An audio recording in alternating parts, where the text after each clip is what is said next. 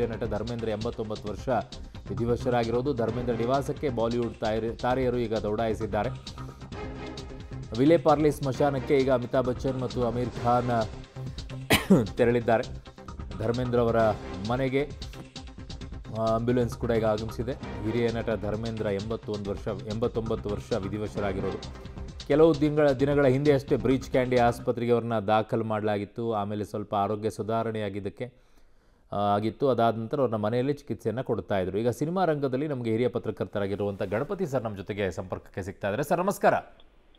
ನಮಸ್ಕಾರ. ನಮಸ್ತೆ, ಅರುಣ್ ಬಡಿಗೇರ್ ಮಾತಾಡ್ತಾ ಇದ್ದೀನಿ. ಧರ್ಮೇಂದ್ರ ಅವರನ್ನ ನೆನಪು ಮಾಡ್ಕೊಳ್ಳೋದಾದ್ರೆ ಹೇಗೆ ನೆನಪು ಮಾಡ್ಕೊಳ್ತೀರಾ ಗಣಪತಿ ಸರ್?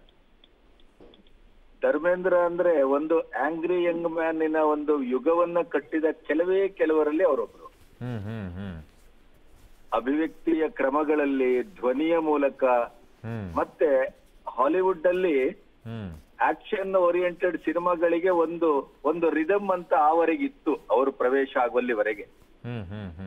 ರಾಜೇಶ್ ಖನ್ನಾ, ಆಮೇಲೆ ಅಮಿತಾಬ್ ಬಚ್ಚನ್, ಇವ್ರದೆಲ್ಲ ಆಮೇಲೆ ಒಂದೊಂದೇ ಅದು ಬೇರೆ ಬೇರೆ ಎರಕ್ಕೆ ಬಂತು. ಬಟ್ ಶೋಲೆ ಸಿನಿಮಾದ ಮೂಲಕ ಇಡೀ ಸಿನಿಮಾ ರಂಗದ ಒಂದು ರಿದಮ್ ಅನ್ನ ಬದಲಾಯಿಸಿದಂತ ಬಹಳ ಮುಖ್ಯವಾದಂತ ಹರಿವಿನ ನಟ ಮತ್ತು ಒಬ್ಬ ಹ್ಯೂಮನ್ ಬೀಯಿಂಗ್ ಯಾರಾದ್ರೂ ಇದ್ರೆ ಅದು ಧರ್ಮೇಂದ್ರ. ಧರ್ಮೇಂದ್ರ ಅವರನ್ನ ನೀವು ಕೇವಲ ಕಲಾವಿದ ಅಂತಲೇ ನೋಡ್ಲಿಕ್ಕೆ ಆಗೋದಿಲ್ಲ. ಅವರ ಅವರ ಜೀವನದ ಕೊನೆಯ ಭಾಗ, ಈಗ ನಾನಾ ಪಾಟೇಕರ್ ಅವರ ಅಭಿನಯ ಮತ್ತು ಅವರ ವೈಯಕ್ತಿಕ ಬದುಕನ್ನ ನೋಡಿದಾಗ ಸಮಾಜಮುಖಿಯಾಗಿ ಒಂದು ಬೇರೆ ರೀತಿಯಲ್ಲಿ ಕಾಣ್ತಾರೆ, ಒಂದು ಸಂತನ ಹಾಗೆ. ಅದೇ ರೀತಿ ಧರ್ಮೇಂದ್ರ 2-3 ದೃಷ್ಟಿಯಿಂದ ನಮಗೆ ಬಹಳ ಮುಖ್ಯ ಆಗುತ್ತೆ. ಒಂದು, ಒಬ್ಬ ಸಿನಿಮಾ ನಟ ಬದುಕನ್ನ ಹೇಗೆ ಆಸ್ವಾದಿಸಬೇಕು ಅನ್ನೋದಕ್ಕೂ ಧರ್ಮೇಂದ್ರ ಬಹಳ ಮುಖ್ಯ ಆಗ್ತಾರೆ. ಮತ್ತೆ ಬದುಕನ್ನ ಹೇಗೆ ರೂಪಿಸ್ಕೊಳ್ಬೇಕು ಅನ್ನೋದಕ್ಕೂ ಬಹಳ ಮುಖ್ಯ ಆಗ್ತಾರೆ ಅವರು.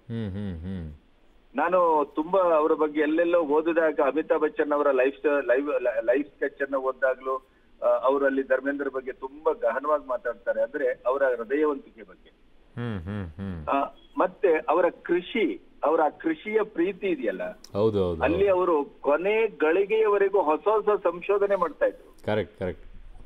ಮತ್ತೆ ಅಲ್ಲಿ ಒಬ್ಬ ಸಿನಿಮಾ ನಟ ಯಾವಾಗ್ಲೂ ಈ ಕೆಲಸದವ್ರನ್ನೆಲ್ಲ ಕೆಲಸಗಾರರಾಗಿ ನೋಡ್ತಾರೆ. ಅವ್ರು ಹೊರಗಡೆ ಬಂದಾಗ ಏನೇನೋ ಮಾತಾಡ್ತಾರೆ, ಅದ್ ಬಿಟ್ಬಿಡಿ.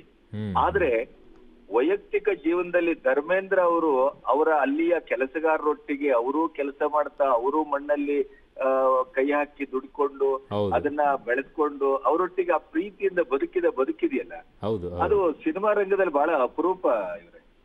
ನಿಜ ಆ ವಿಚಾರದಲ್ಲಿ ಮಾತ್ರ ಕ್ಯಾರೆಕ್ಟರ್ ಕಾಣಿಸ್ಕೊಳ್ಳುತ್ತೆ ಅದರಲ್ಲಿ.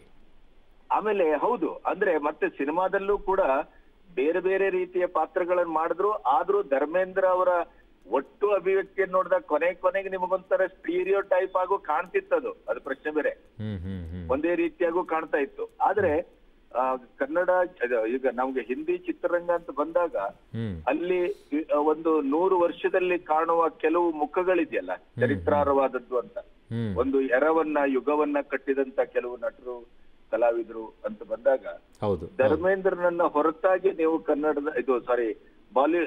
ಬಾಲಿವುಡ್ ಚಿತ್ರರಂಗವನ್ನ ನೋಡ್ಲಿಕ್ಕೆ ಆಗುದಿಲ್ಲ. ಅದು ಆ ಕಾರಣಕ್ಕಾಗಿ ಧರ್ಮೇಂದ್ರ ಇವತ್ತು ಇಲ್ಲ ಅನ್ನೋದು, ಅವರು ಪೂರ್ಣ ಜೀವನವನ್ನ ಅನುಭವಿಸಿದ್ದಾರೆ.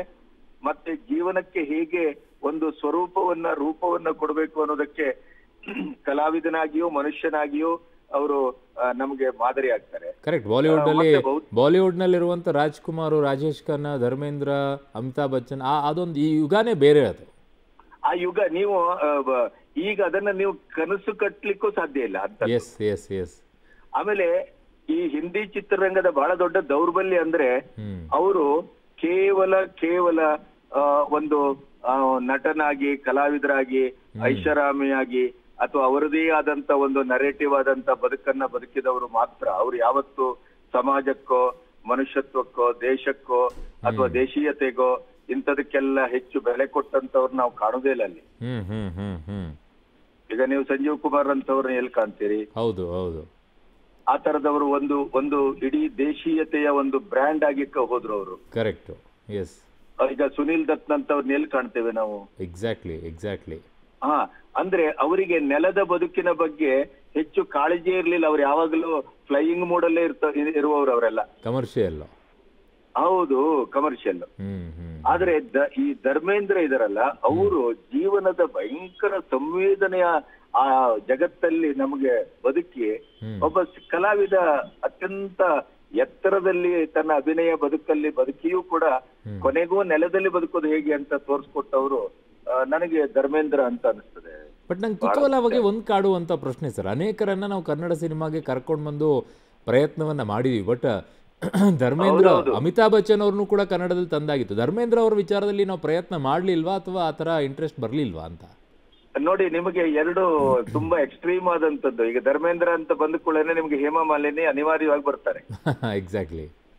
ಹೇಮಾ ಮಾಲಿನಿ ಕನ್ನಡದಲ್ಲಿ ಬಂದು ರಿಜೆಕ್ಟ್ ಆಗೋದವರು ಪುಟ್ಟಣ್ಣ ಕಾಲದಲ್ಲಿ. ಅವ್ರು ಅತ್ಯಂತ ನೋವಿನಿಂದ ಹೇಳ್ತಾ ಇದ್ರು ಅದನ್ನ. ಆಮೇಲೆ ತರಬೇಕು ಅಂತ ಬಹಳ ಪ್ರಯತ್ನ ಮಾಡಿದ್ರು, ಅವ್ರು ಬರ್ಲಿಲ್ಲ.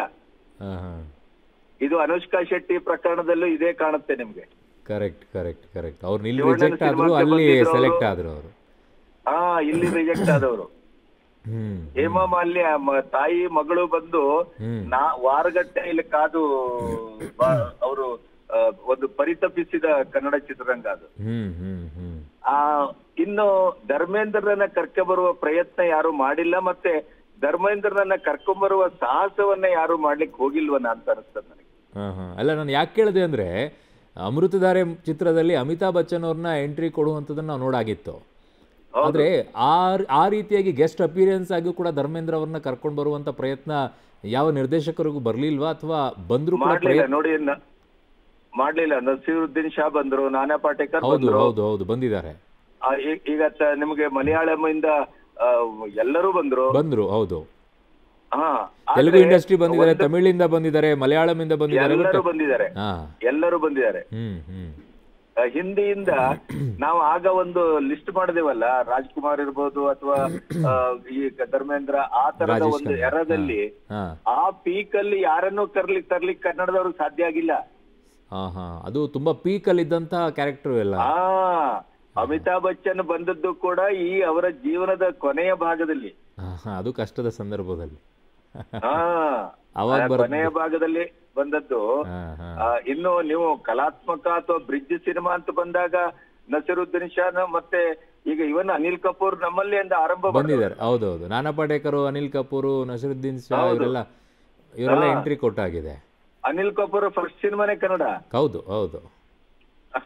ಹಾಗಾಗಿ ಕನ್ನಡಕ್ಕೆ ಅಂತದೊಂದು ಯುಗ ಇತ್ತು ಇವ್ರೆ. ನಾವು ಅದನ್ನ ಈಗ ನೆನಪಿಸ್ಕೋಬೇಕಷ್ಟೇ.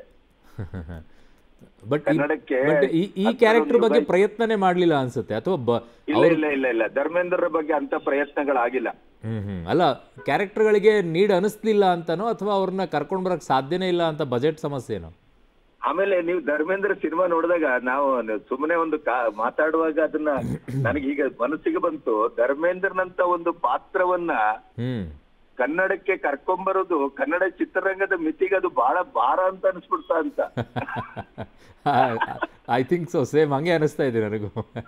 ಯಾಕಂದ್ರೆ ಅವ್ರ ಕೈಯಲ್ಲಿ ಕೊಟ್ಟಂತ ಏನು ಶಸ್ತ್ರಾಸ್ತ್ರಗಳೆಲ್ಲ ಇದೆಯಲ್ಲ ಆ ಕಾಲದಲ್ಲಿ, ಹೌದು ಹೌದು ಹೌದು ಹೌದು, ಅವೆಲ್ಲ ಕನ್ನಡಕ್ಕೆ ಊಹೆಗೂ ನಿಲ್ಕತ್ತದು. ಹೌದು ಹೌದು ಹೌದು ಹೌದೌದು. ಬಟ್ ಬಹಳ ಬ್ಯೂಟಿಫುಲ್ ಹ್ಯೂಮನ್ ಬೀಯಿಂಗ್ ರೀ. ನಾನು 1-2 ಸರಿ ನಾನು ಬಾಂಬೆಗೆ ಹೋದಾಗ ಅವ್ರನ್ನ ಭೇಟಿ ಮಾಡಿದ್ದೇನೆ.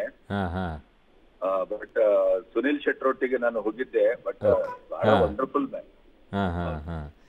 ಆತರ ನಿಮ್ಗೆ ಪರಿಚಯವೇ ಬೇಡ, ಹಾಗೆ ಪರಿಚಯ ಕ್ಷಣ ಮಾತ್ರದಲ್ಲಿ ಅವರು ಹಳೆ ಪರಿಚಿತರ ರೀತಿ ನಿಮ್ಮೊಟ್ಟಿಗೆ ಒಡನಾಟ ಮಾಡ್ಬಿಡ್ತಾರೆ ಅವರು. ಅದು ಅವರ ದೊಡ್ಡ ಗುಣ. ಹೌದು. ಓಕೆ, ಬಟ್ ಒಂದು ನೀವಾಗಲೇ ಅದ್ರ ಬಗ್ಗೆ ಹೇಳ್ತಾ ಇದ್ರಿ, ಒಂದು ಅವರ ಫಿಲ್ಮ್ ಕರಿಯರು, ಇನ್ನೊಂದು ಕಡೆಗೆ ಪರ್ಸನಲ್ ಲೈಫ್ ಬಗ್ಗೆ, ಇವೆರಡನ್ನೂ ಕೂಡ ಡಿಫ್ರೆನ್ಸಿಟಿವ್ ಆಗಿ ಮಾಡಿ ನೋಡೋದಾದ್ರೆ ಯಾವುದು ಚೆನ್ನಾಗಿದ್ದಿದ್ದು? ಅವ್ರು ನೋಡಿ, ನಿಮಗೆ ಆಶ್ಚರ್ಯ ಅನ್ಸ್ಬೋದು, ಧರ್ಮೇಂದ್ರ ಹೇಮಮಾಲಿನಿ ಮದುವೆ ಆದಾಗ ಅವರ ಬದುಕಲು ದೊಡ್ಡ ಇದು ಬರುತ್ತೆ ಅಂತ ಅನ್ಕೊಂಡ್ರು. ಬಟ್ ಅವ್ರು ನೋಡಿ ಕೊನೆಗೂ ಅವರ ಮಕ್ಕಳು, ಮೊದಲನೇ ಹೆಂಡತಿಯ ಮಕ್ಕಳು ಕೂಡ ಹೇಮಮಾಲಿನಿ ಅವರನ್ನ ಅಷ್ಟೇ ಪ್ರೀತಿಯಿಂದ ನೋಡ್ಕೊಳ್ಳುವ ಮಟ್ಟಕ್ಕೆ, ಅಂದ್ರೆ ಸಿನಿಮಾ ಕಲಾವಿದನಾಗಿ ಸಂಸಾರ ಮತ್ತು ಸಮಾಜ, ಸಂಸ್ಕೃತಿ ಅಥವಾ ಸಂಸ್ಕಾರ ಅಂತ ಬಂದಾಗ ಧರ್ಮೇಂದ್ರ ಅದು ಎಲ್ಲವನ್ನೂ ಏಕ ನೆಲೆಯಲ್ಲಿ ತುಂಬಾ ತುಂಬಾ ಸುಂದರವಾಗಿ ಹ್ಯಾಂಡಲ್ ಮಾಡಿದ್ದಾರೆ ಅಂತ ಅನ್ಸುತ್ತೆ. ಅಲ್ಲ, ಈಗಲೂ ಕೂಡ ಅವರು ಮೊದಲನೇ ಪತ್ನಿ ಜೊತೆಗೇನೆ ವಾಸ ಮಾಡಿದ್ದಲ್ವಾ? ಹೌದು ಹೌದು ಹೌದು. ನೋಡ್ತಾ ಇದ್ದೇನೆ, ಅದು ಕನ್ನಡದಲ್ಲಿ ಅವರ ಮೊದಲನೇ ಪತ್ನಿ ಫಾರ್ಮ್ ಹೌಸ್ ಏನಿದೆ ಅಲ್ಲೇ ವಾಸ ಮಾಡ್ತಾ ಇದ್ದಾರೆ. ಹೌದು ಹೌದು, ಅವರಲ್ಲೇ ಬಹುತೇಕ ಸಮಯವನ್ನು ಅಲ್ಲೇ ಕಳೆದಿದ್ದಾರೆ. ಹೌದು. ಮತ್ತೆ ಹೇಮಾ ಮಾಲಿನಿ ಅವರನ್ನು ಅಷ್ಟೇ ಚೆನ್ನಾಗಿ ನೋಡಿದ್ದಾರೆ, ಗೌರವಯುತವಾಗಿ ನೋಡಿದ್ದಾರೆ. ಹೇಮಾ ಮಾಲಿನಿ ಮಕ್ಕಳನ್ನು ಅಷ್ಟೇ ಪ್ರೀತಿಯಿಂದ ನೋಡಿದ್ದಾರೆ. ಹೌದು ಹೌದು. ಎಲ್ಲೂ ನೋಡಿ ಈಗ ನಮ್ಮ ಎಕ್ಸಾಂಪಲ್ ಕೊಡೋದು ಬೇಡ, ಬಟ್ ಅನೇಕರು ನೋಡ್ತೀವಿ ಈ ರೀತಿಯಾಗಿ ಮದುವೆಯಾಗಿ ಇನ್ನೊಂದು ಮದುವೆ ಆಗಿರ್ತಾರೆ, ಇನ್ನೊಂದು ಆ ಕಡೆಗೆ ಯಾರನ್ನೋ ಜೊತೆಗೆ ಅಫೇರ್ಗಳಿರ್ತಾವೆ, ಇವೆಲ್ಲ ಇದ್ದಾಗಲೂ ಕೂಡ ಗಲಾಟೆ ಗಜಿಬಿಜಿ ಮಾಡ್ಕೊಳ್ತಾರೆ. ಬಟ್ ಇಲ್ಲೆಲ್ಲ ಇದ್ರೂ ಕೂಡ ಎರಡನ್ನೂ ಎಷ್ಟು ಸ್ಮೂತಾಗಿ ಹ್ಯಾಂಡಲ್ ಮಾಡಿದ್ರು ಅಂತ. ಅಯ್ಯೋ, ಈಗ ಮಾಧ್ಯಮಗಳಲ್ಲಿ ವಾರದಲ್ಲೋ ತಿಂಗಳಲ್ಲೋ ಅತ್ಯಂತ ಹಾಟ್ ಕೇಕ್ ತರ ಹೋಗುದೇ ಈ ತರ ಸಂಬಂಧಗಳು ತಾನೇ. ಈಗ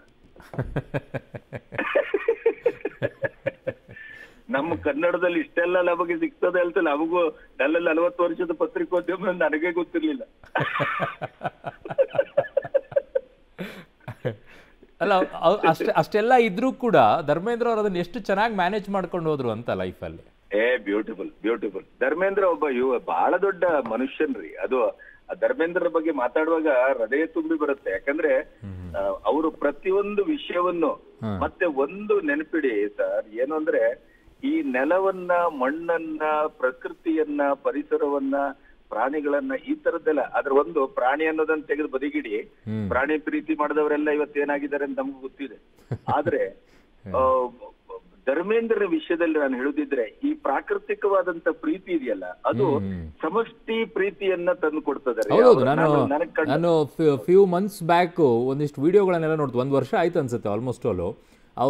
ಅವರು ಊರಲ್ಲಿರುವಂತ ಇದರಲ್ಲಿ ಗೊಬ್ಬರವನ್ನ ಹಾಕಿ ಅದರಿಂದ ಬಯೋಗ್ಯಾಸ್ ಹೆಂಗೆ ಯೂಸ್ ಮಾಡ್ಕೊಳ್ಳೋದು, ಆ ತೋಟದಲ್ಲಿ ಮಣ್ಣಿನ ಕೆಲಸ ಮಾಡೋದು, ಹೆಂಗೆ ತುಂಬಾ ಬ್ಯೂಟಿಫುಲ್ ಆಗಿ ವಿಡಿಯೋಗಳನ್ನೆಲ್ಲ ಮಾಡಿ ಇನ್ಸ್ಪೈರ್ ಆಗೋ ರೀತಿಯಲ್ಲಿ ಮಾಡ್ತಾ ಇದ್ರು ಅದನ್ನ. Correct correct.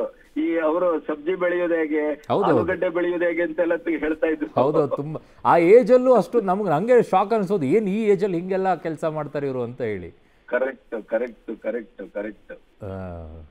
ಬಟ್ ಆ ಕ್ಯಾರೆಕ್ಟರ್ ಆ ರೀತಿಯಾದಂಥ ಕ್ಯಾರೆಕ್ಟರ್ ನಮಗೆ ಚಿತ್ರರಂಗದಲ್ಲಿ ಸಿಗೋದು ಕಡಿಮೆ ಅಲ್ವಾ ಸರ್? ಪೊಸಿಷನ್ಸ್ಗಳಿಗೆ ಹೋದ ತಕ್ಷಣ ಅವ್ರ ಪಾಡಿಗೆ ಅವ್ರ ಐಷಾರಾಮಿ ಜೀವನ ಮಾಡೋದೇ ಜಾಸ್ತಿ. ಬಹಳ ಅಪರೂಪ. ನೀವು ರಾಜ್ಕುಮಾರ್ ಮಾತ್ರ ಉದಾಹರಣೆಗೆ ತಗೋಬಹುದು ಕಾಣುತ್ತೆ. Exactly, yes. ಯಾಕಂದ್ರೆ ವೀರಪ್ಪನ ಕೈಗೆ ಸಿಕ್ಕಿದ್ದೆ ಅವರು ಆಲದ ಮರದ ಪಕ್ಕದಲ್ಲಿ ತೆಗೆದಂತ ಬೋರ್ವೆಲ್ ಅಲ್ಲಿ ನೀರು ಬಂತು ಅಂತ ಹೇಳಿದ ತಕ್ಷಣ ಅವ್ರ ಸೆಕ್ಯೂರಿಟಿ ಎಲ್ಲ ಬಿಟ್ಟು ಓಡೋದ್ರು ನೋಡಿ. ಕರೆಕ್ಟ್. ಹೌದು ಹೌದು. ಅದು ಆ ಪ್ರಕೃತಿ ಪ್ರೀತಿ. ಅದು ಧರ್ಮೇಂದ್ರನ ಬಿಟ್ರೆ ನಿಮಗಲ್ಲಿ ನಾನಾ ಪಾಟೇಕರ್ ಕಾಣ್ತಾರೆ ಈಗ. ಅವರು ಅಲ್ಲೂ ಒಂದು ಕ್ಯಾರೆಕ್ಟರ್ ಇದೆ. ಹೌದು ಹೌದು. ತುಂಬಾ ಡೌನ್ ಟು ಅರ್ತ್ ಅನ್ನೋ ರೀತಿಯಲ್ಲಿ ಇರ್ತಾರೆ ಅವರೆಲ್ಲ. ಹೌದು, 100ಕ್ಕೆ 100.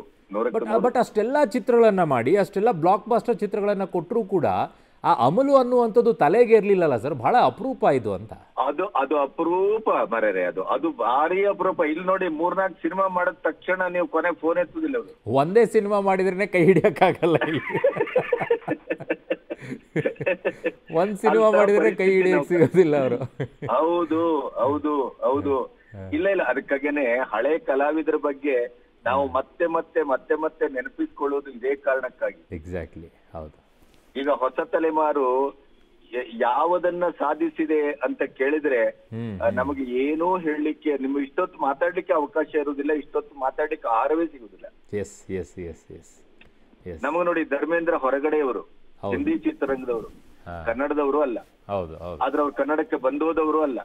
ಈಗ ಅಮಿತಾಬ್ ಬಚ್ಚನ್ ಅಂತ ಒಂದು ಸೀಮಾತೀತ ಕಲಾವಿದನಾಗಿ ಅವರು ಎಲ್ಲ ಕಡೆ ಅವರ ಟಿವಿ ಶೋ ಇತ್ಯಾದಿಗಳ ಮೂಲಕ ಅವರೆಲ್ಲರನ್ನೂ ಸೆಳೆದಿದ್ದಾರೆ. ಧರ್ಮೇಂದ್ರ ಹಾಗಲ್ಲ. ಪ್ರೊಫೆಷನ್ ಬಿಟ್ಟ ಮೇಲೆ ಅವ್ರು ಹೋದದ್ದು ಅವರ ಊರಿನ ಮಣ್ಣಿನ ನೆಲಕ್ಕೆ. ಆದ್ರೆ ಅವ್ರು ಇವತ್ತಿಗೂ ನಾವು ಧರ್ಮೇಂದ್ರನ ಮಾತಾಡುವಾಗ ಎಲ್ಲೋ ನಮ್ಮವರು ಅಂತ ಅನಿಸ್ತದೆ. ಆ ಫೀಲ್ ನೋಡಿ. ಹೌದು ಹೌದು ಹೌದು ಹೌದು. ಅದು ಅವರ ಜೀವನದ ಸಾರ್ಥಕತೆ ಅಂತ ನಾನು ಭಾವಿಸ್ತೇನೆ. ಥ್ಯಾಂಕ್ ಯು, ತುಂಬಾ ಧನ್ಯವಾದಗಳು. ಧರ್ಮೇಂದ್ರ ಕೊನೆಗೂ ಏನ್ ಬಿಟ್ಟೋದ್ರು ಅಂತಂದ್ರೆ ಧರ್ಮೇಂದ್ರ ಬದುಕನ್ನ ಬಿಟ್ಟೋದ್ರು ಅಂತ. ಕಲಿಯೋದು ಬಹಳ ಇದೆ ಯುವಕರಿಗೆ. ಹೌದು. ಒಂದು ಸಾವು ಕೇವಲ ಅವರ ಗುಣಗಾನಕ್ಕೆ ಸೀಮಿತ ಆಗೋದಲ್ಲ. ಒಂದು ಸಾವು ಅವರಿಂದ ಏನನ್ನ ನಾವು ಕಲಿತೇವೆ ಮತ್ತು ಏನನ್ನ ಅರ್ಥ ಮಾಡ್ಕೊಳ್ತೇವೆ, ಏನನ್ನ ಅನುಸರಿಸಲಿಕ್ಕೆ ಅವ್ರು ನಮಗೆ ಬಿಟ್ಟೋಗಿದ್ದಾರೆ ಅನ್ನೋದು ಬಹಳ ಮುಖ್ಯ. Very true, very true, very true. ಹಾಗಾಗಿ ಧರ್ಮೇಂದ್ರನಂತವ್ರು ನಮಗೆ ಈ ಹೊತ್ತಿನಲ್ಲಿ ಅವರ ಅಗಲಿಕೆ ನಮಗೆ ಒಂದು ಅರಿವಿನ ಪಾಠ ಆಗ್ಬೇಕು ಅಂತ. ಎಸ್ ಎಸ್ ಎಸ್ ಎಸ್ ಅದರಲ್ಲೂ ಕನ್ನಡ ಸಿನಿಮಾ ರಂಗದ ಮಹಾನ್ ನಟರಿಗೆ, ಈಗಿನ ವರ್ತಮಾನದ ಮಹಾನ್ ನಟರಿಗೆ ಅದು ಅರ್ಥ ಆಗ್ಲಿ ಅಂತ ಭಾವಿಸ್ತೇನೆ. Beautiful. Thank you so much Ganapati sir, Public TV ಜೊತೆ ಮಾತಾಡೋದಕ್ಕೆ. Thank you so much.